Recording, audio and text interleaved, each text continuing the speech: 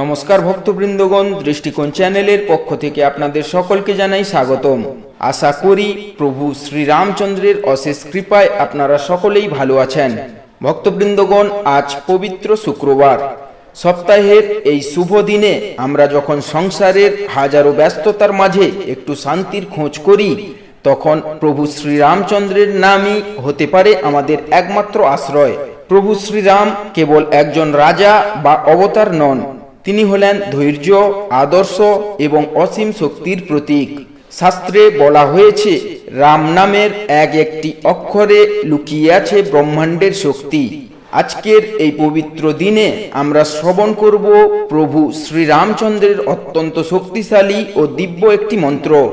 এই মন্ত্র আপনাদের মনের অস্থিরতা দূর করবে, পরিবারের সুখ ও শৃঙ্খলা ফিরিয়ে আনবে এবং আপনাদের চারপাশকে এক ইতিবাচক শক্তিতে ভরিয়ে তুলবে।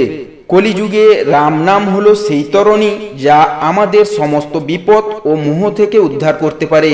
কথিত আছে, যেখানে ভক্তি ভরে রাম নাম জপ বা শ্রবণ করা হয়, সেখানে স্বয়ং বজরংবলী অদৃশ্যে অবস্থান করে ভক্তদেরকে রক্ষা করেন। তাই আসুন ভক্তবৃন্দগণ, আজকের এই দিনে আমরা কিছুক্ষণের জন্য বাইরের জগৎকে ভুলে যাই। স্থির হয়ে বসে মনকে পবিত্র করে আমরা নিমগ্ন হই শ্রীরামচন্দ্রের এই অমৃতময় মন্ত্রধারায়। অনুভব করি সেই পরম শান্ত ও গম্ভীর দিব্য শক্তিকে। জয় শ্রীরাম। ওম দাশরথায় বিদ্মহে সীতাবল্লভায় ধীমহি তন্নো রাম প্রচোদয়াৎ। ওম দাশরথায় বিদ্মহে সীতাবল্লভায় ধীমহি তন্নো রাম প্রচোদয়াৎ। ওম দাশরথায় বিদ্মহে সীতাবল্লভায় ধীমহি তন্নো রাম প্রচোদয়াৎ। ওম দাশরথায় বিদ্মহে সীতাবল্লভায় ধীমহি তন্নো রাম প্রচোদয়াৎ। ওম দাশরথায় বিদ্মহে সীতাবল্লভায় ধীমহি তন্নো রাম প্রচোদয়াৎ। ওম দাশরথায় বিদ্মহে সীতাবল্লভায় ধীমহি তন্নো রাম প্রচোদয়াৎ। ওম দাশরথায় বিদ্মহে সীতাবল্লভায় ধীমহি তন্নো রাম প্রচোদয়াৎ। ওম দাশরথায় বিদ্মহে সীতাবল্লভায় ধীমহি তন্নো রাম প্রচোদয়াৎ। ওম দাশরথায় বিদ্মহে সীতাবল্লভায় ধীমহি তন্নো রাম প্রচোদয়াৎ। ওম দাশরথায় বিদ্মহে সীতাবল্লভায় ধীমহি তন্নো রাম প্রচোদয়াৎ। ওম দাশরথায় বিদ্মহে সীতাবল্লভায় ধীমহি তন্নো রাম প্রচোদয়াৎ। ওম দাশরথায় বিদ্মহে সীতাবল্লভায় ধীমহি তন্নো রাম প্রচোদয়াৎ। ওম দাশরথায় বিদ্মহে সীতাবল্লভায় ধীমহি তন্নো রাম প্রচোদয়াৎ। ওম दाशरथाय विद्महे सीतावल्लभाय धीमहि तन्नो राम प्रचोदयात्। ॐ दाशरथाय विद्महे सीतावल्लभाय धीमहि तन्नो राम प्रचोदयात्। ॐ दाशरथाय विद्महे सीतावल्लभाय धीमहि तन्नो राम प्रचोदयात्। ॐ दाशरथाय विद्महे सीतावल्लभाय धीमहि तन्नो राम प्रचोदयात्। ॐ दाशरथाय विद्महे सीतावल्लभाय धीमहि तन्नो राम प्रचोदयात्। ॐ दाशरथाय विद्महे सीतावल्लभाय धीमहि तन्नो राम प्रचोदयात्। ॐ दाशरथाय विद्महे सीतावल्लभाय धीमहि तन्नो राम प्रचोदयात्। ॐ दाशरथाय विद्महे सीतावल्लभाय धीमहि तन्नो राम प्रचोदयात्। ॐ दाशरथाय विद्महे सीतावल्लभाय धीमहि तन्नो राम प्रचोदयात्। ॐ दाशरथाय विद्महे सीतावल्लभाय धीमहि तन्नो राम प्रचोदयात्। ॐ दाशरथाय विद्महे सीतावल्लभाय धीमहि तन्नो राम प्रचोदयात्।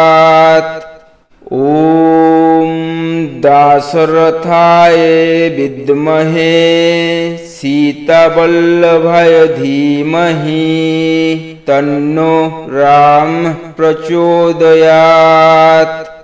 ॐ दाशरथाय विद्महे सीतावल्लभाय धीमहि तन्नो राम प्रचोदयात्।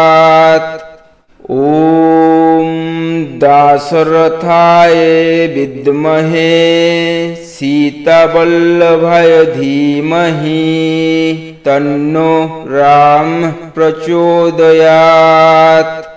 ॐ दाशरथाय विद्महे सीतावल्लभाय धीमहि तन्नो राम प्रचोदयात्। ॐ दाशरथाय विद्महे सीतावल्लभाय धीमहि तन्नो राम प्रचोदयात्। ॐ दाशरथाय विद्महे सीतावल्लभाय धीमहि तन्नो राम प्रचोदयात्। ॐ दाशरथाय विद्महे सीतावल्लभाय धीमहि तन्नो राम प्रचोदयात्।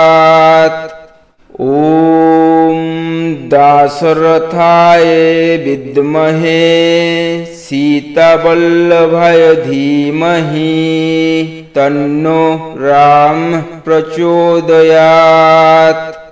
ॐ दाशरथाय विद्महे सीतावल्लभाय धीमहि तन्नो राम प्रचोदयात्। ॐ दाशरथाय विद्महे सीतावल्लभाय धीमहि तन्नो राम प्रचोदयात्। ॐ दाशरथाय विद्महे सीतावल्लभाय धीमहि तन्नो राम प्रचोदयात्। ॐ दाशरथाय विद्महे सीतावल्लभाय धीमहि तन्नो राम प्रचोदयात्। ॐ दाशरथाय विद्महे सीतावल्लभाय धीमहि तन्नो राम प्रचोदयात्। ॐ दाशरथाय विद्महे सीतावल्लभाय धीमहि तन्नो राम प्रचोदयात्। ॐ दाशरथाय विद्महे सीतावल्लभाय धीमहि तन्नो राम प्रचोदयात्। ॐ दाशरथाय विद्महे सीतावल्लभाय धीमहि तन्नो राम प्रचोदयात्। ॐ दाशरथाय विद्महे सीतावल्लभाय धीमहि तन्नो राम प्रचोदयात्। ॐ दाशरथाय विद्महे सीतावल्लभाय धीमहि तन्नो राम प्रचोदयात्। ॐ दाशरथाय विद्महे सीतावल्लभाय धीमहि तन्नो राम प्रचोदयात्। ॐ दाशरथाय विद्महे सीतावल्लभाय धीमहि तन्नो राम प्रचोदयात्। ॐ दाशरथाय विद्महे सीतावल्लभाय धीमहि तन्नो राम प्रचोदयात्। ॐ दाशरथाय विद्महे सीतावल्लभाय धीमहि तन्नो राम प्रचोदयात्। ॐ दाशरथाय विद्महे सीतावल्लभाय धीमहि तन्नो राम प्रचोदयात्। ॐ दाशरथाय विद्महे सीतावल्लभाय धीमहि तन्नो राम प्रचोदयात्। ॐ दाशरथाय विद्महे सीतावल्लभाय धीमहि तन्नो राम प्रचोदयात्। ॐ दाशरथाय विद्महे सीतावल्लभाय धीमहि तन्नो राम प्रचोदयात्। ॐ दाशरथाय विद्महे सीतावल्लभाय धीमहि तन्नो राम प्रचोदयात्। ॐ दाशरथाय विद्महे सीतावल्लभाय धीमहि तन्नो राम प्रचोदयात्। ॐ दाशरथाय विद्महे सीतावल्लभाय धीमहि तन्नो राम प्रचोदयात्। ॐ दाशरथाय विद्महे सीतावल्लभाय धीमहि तन्नो राम प्रचोदयात्। ॐ दाशरथाय विद्महे सीतावल्लभाय धीमहि तन्नो राम प्रचोदयात्। ॐ दाशरथाय विद्महे सीतावल्लभाय धीमहि तन्नो राम प्रचोदयात्। ॐ दाशरथाय विद्महे सीतावल्लभाय धीमहि तन्नो राम प्रचोदयात्। ॐ दाशरथाय विद्महे सीतावल्लभाय धीमहि तन्नो राम प्रचोदयात्। ॐ दाशरथाय विद्महे सीतावल्लभाय धीमहि तन्नो राम प्रचोदयात्। ॐ दाशरथाय विद्महे सीतावल्लभाय धीमहि तन्नो राम प्रचोदयात्। ॐ दाशरथाय विद्महे सीतावल्लभाय धीमहि तन्नो राम प्रचोदयात्। ॐ दाशरथाय विद्महे सीतावल्लभाय धीमहि तन्नो राम प्रचोदयात्। ॐ दाशरथाय विद्महे सीतावल्लभाय धीमहि तन्नो राम प्रचोदयात्। ॐ दाशरथाय विद्महे सीतावल्लभाय धीमहि तन्नो राम प्रचोदयात्।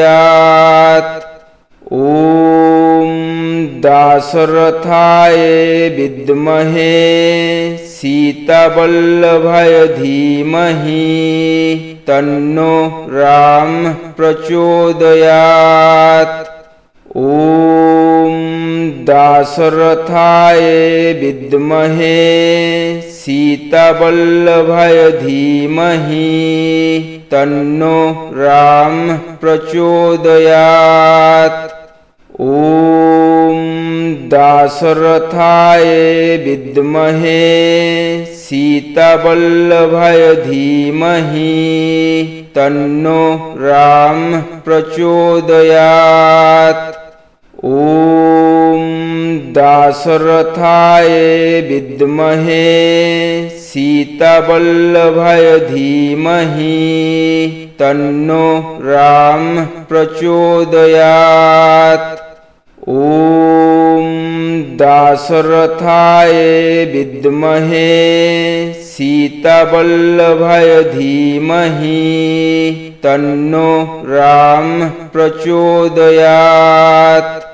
ॐ दाशरथाय विद्महे सीतावल्लभाय धीमहि तन्नो राम प्रचोदयात्। ॐ दाशरथाय विद्महे सीतावल्लभाय धीमहि तन्नो राम प्रचोदयात्। ॐ दाशरथाय विद्महे सीतावल्लभाय धीमहि तन्नो राम प्रचोदयात्।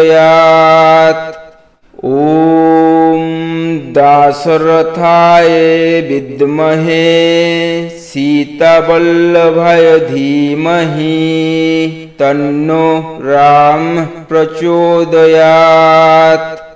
ॐ दाशरथाय विद्महे सीतावल्लभाय धीमहि तन्नो राम प्रचोदयात्। ॐ दाशरथाय विद्महे सीतावल्लभाय धीमहि तन्नो राम प्रचोदयात्।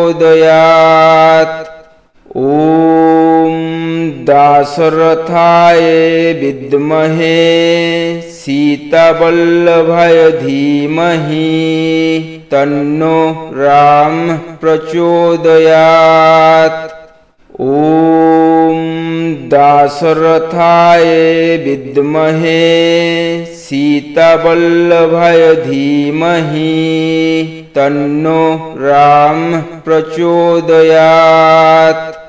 ॐ दाशरथाय विद्महे सीतावल्लभाय धीमहि तन्नो राम प्रचोदयात्।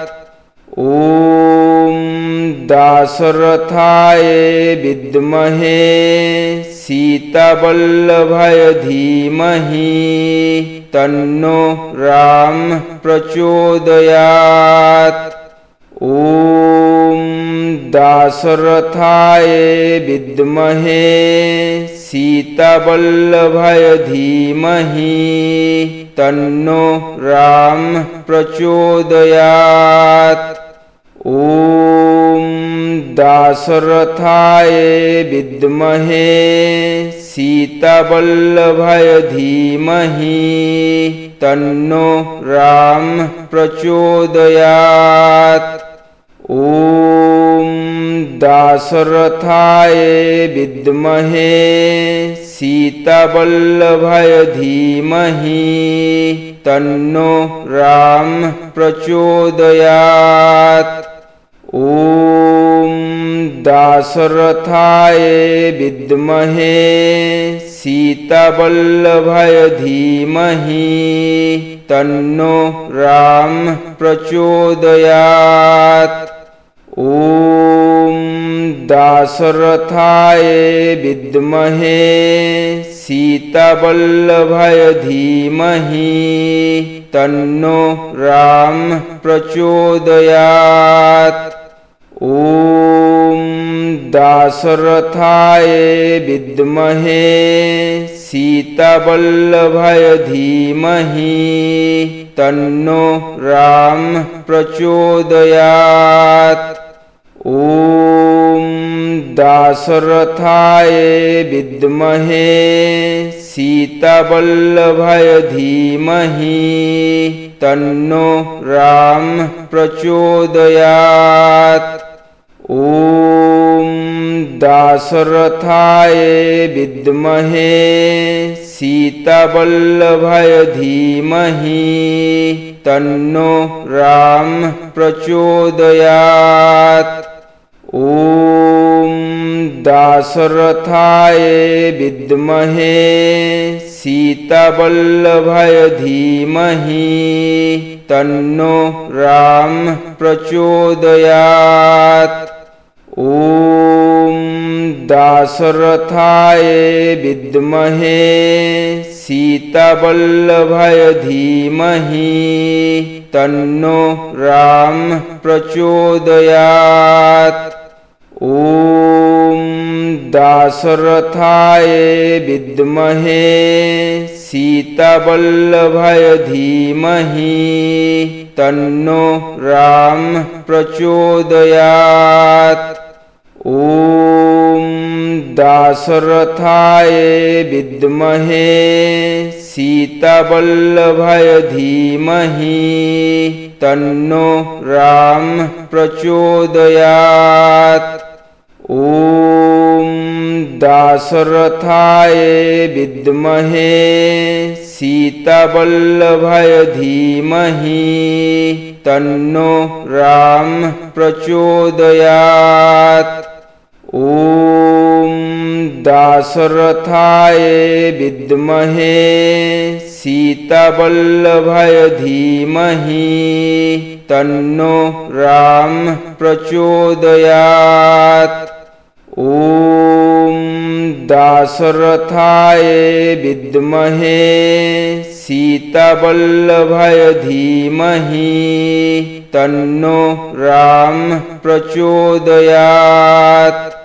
ॐ दाशरथाय विद्महे सीतावल्लभाय धीमहि तन्नो राम प्रचोदयात्।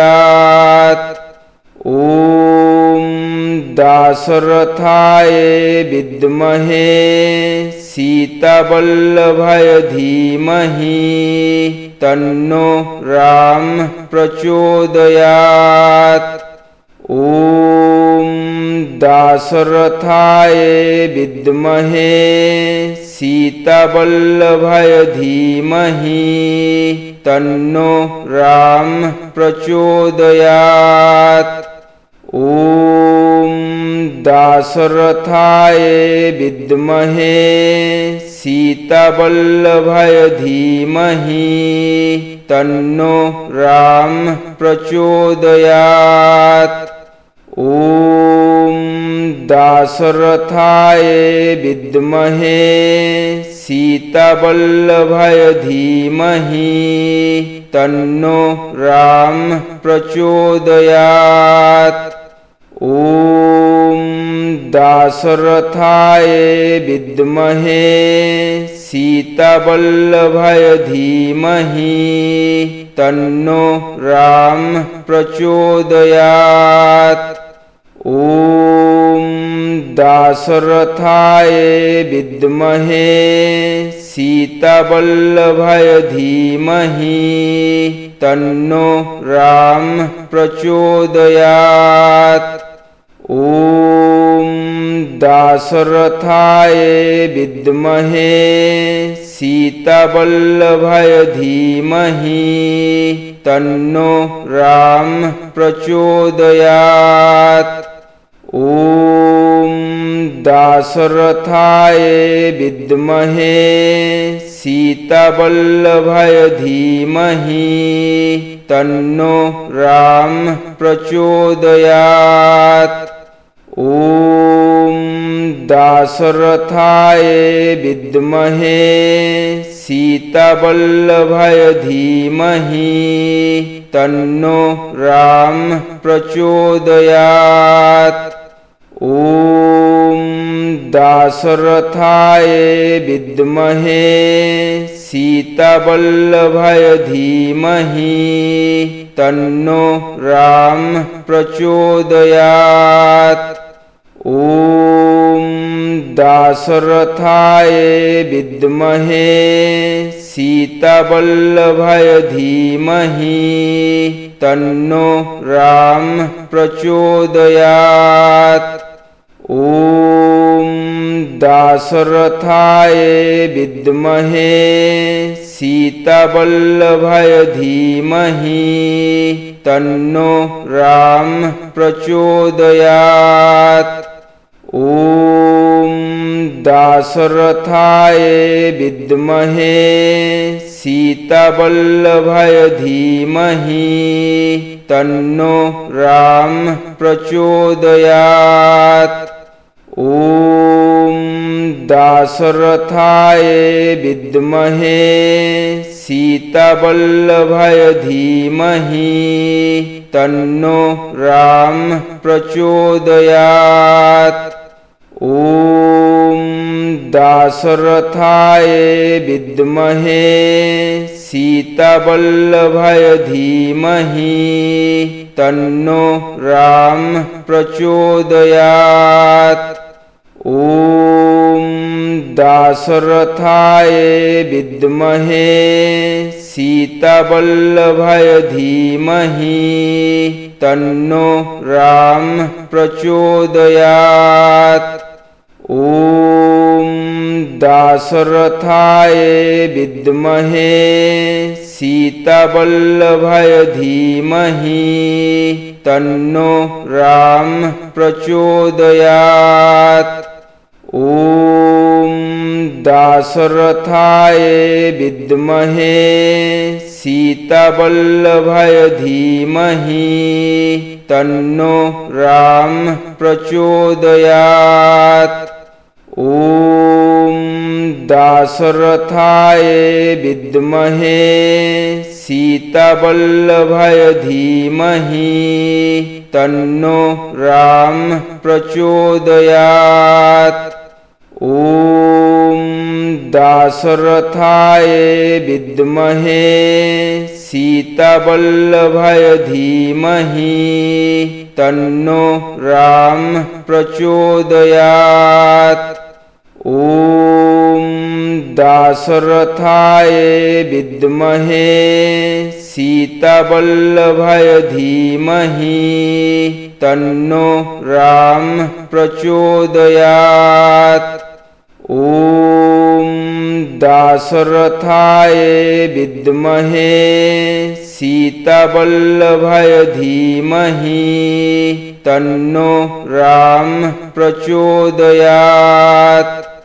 ॐ दाशरथाय विद्महे सीतावल्लभाय धीमहि तन्नो राम प्रचोदयात्। ॐ दाशरथाय विद्महे सीतावल्लभाय धीमहि तन्नो राम प्रचोदयात्। ॐ दाशरथाय विद्महे सीतावल्लभाय धीमहि तन्नो राम प्रचोदयात्। ॐ दाशरथाय विद्महे सीतावल्लभाय धीमहि तन्नो राम प्रचोदयात्। ॐ दाशरथाय विद्महे सीतावल्लभाय धीमहि तन्नो राम प्रचोदयात्। ॐ दाशरथाय विद्महे सीतावल्लभाय धीमहि तन्नो राम प्रचोदयात्।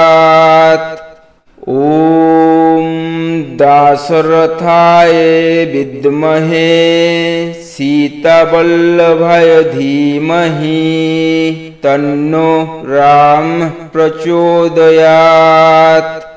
ॐ दाशरथाय विद्महे सीतावल्लभाय धीमहि तन्नो राम प्रचोदयात्। ॐ दाशरथाय विद्महे सीतावल्लभाय धीमहि तन्नो राम प्रचोदयात्।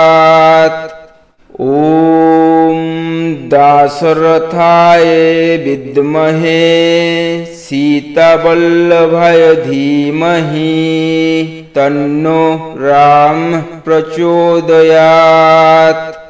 ॐ दाशरथाय विद्महे सीतावल्लभाय धीमहि तन्नो राम प्रचोदयात्।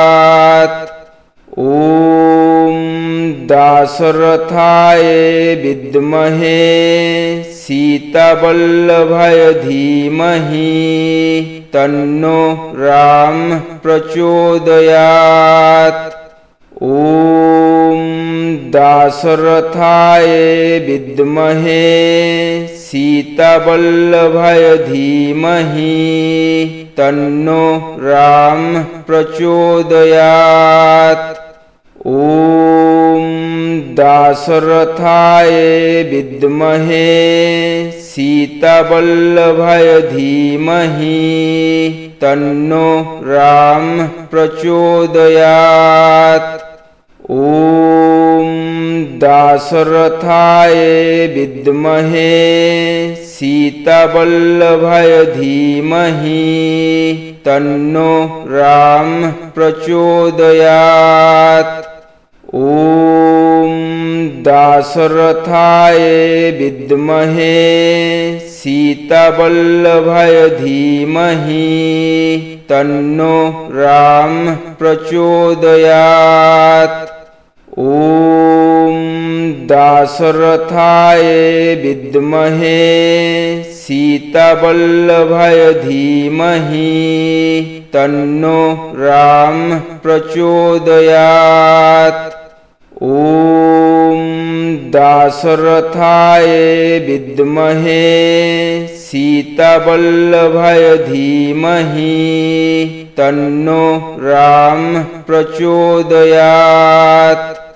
ॐ दाशरथाय विद्महे सीतावल्लभाय धीमहि तन्नो राम प्रचोदयात्। ॐ दाशरथाय विद्महे सीतावल्लभाय धीमहि तन्नो राम प्रचोदयात्। ॐ दाशरथाय विद्महे सीतावल्लभाय धीमहि तन्नो राम प्रचोदयात्। ॐ दाशरथाय विद्महे सीतावल्लभाय धीमहि तन्नो राम प्रचोदयात्। ॐ दाशरथाय विद्महे सीतावल्लभाय धीमहि तन्नो राम प्रचोदयात्। ॐ दाशरथाय विद्महे सीतावल्लभाय धीमहि तन्नो राम प्रचोदयात्। ॐ दाशरथाय विद्महे सीतावल्लभाय धीमहि तन्नो राम प्रचोदयात्। ॐ दाशरथाय विद्महे सीतावल्लभाय धीमहि तन्नो राम प्रचोदयात्।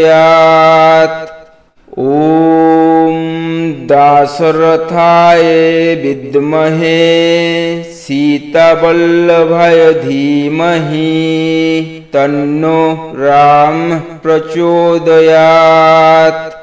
ॐ दाशरथाय विद्महे सीतावल्लभाय धीमहि तन्नो राम प्रचोदयात्। ॐ दाशरथाय विद्महे सीतावल्लभाय धीमहि तन्नो राम प्रचोदयात्। ॐ दाशरथाय विद्महे सीतावल्लभाय धीमहि तन्नो राम प्रचोदयात्। ॐ दाशरथाय विद्महे सीतावल्लभाय धीमहि तन्नो राम प्रचोदयात्।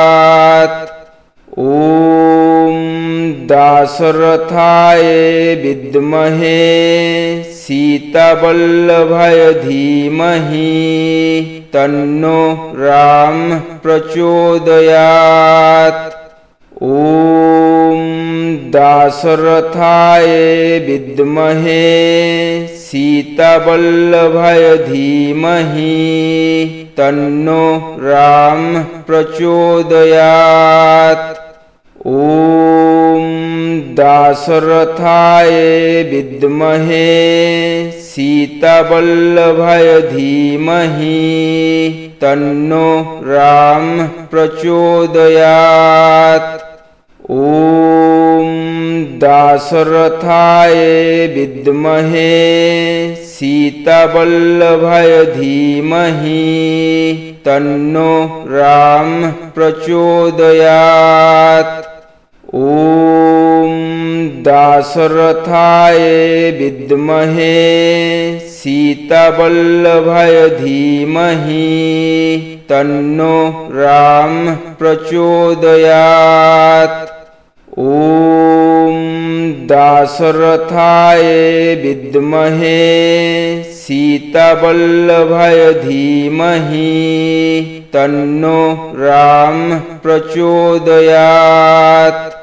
ॐ दाशरथाय विद्महे सीतावल्लभाय धीमहि तन्नो राम प्रचोदयात्। ॐ दाशरथाय विद्महे सीतावल्लभाय धीमहि तन्नो राम प्रचोदयात्। ॐ दाशरथाय विद्महे सीतावल्लभाय धीमहि तन्नो राम प्रचोदयात्।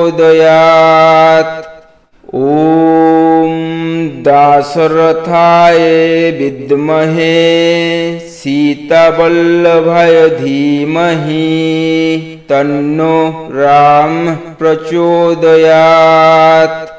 ॐ दाशरथाय विद्महे सीतावल्लभाय धीमहि तन्नो राम प्रचोदयात्। ॐ दाशरथाय विद्महे सीतावल्लभाय धीमहि तन्नो राम प्रचोदयात्।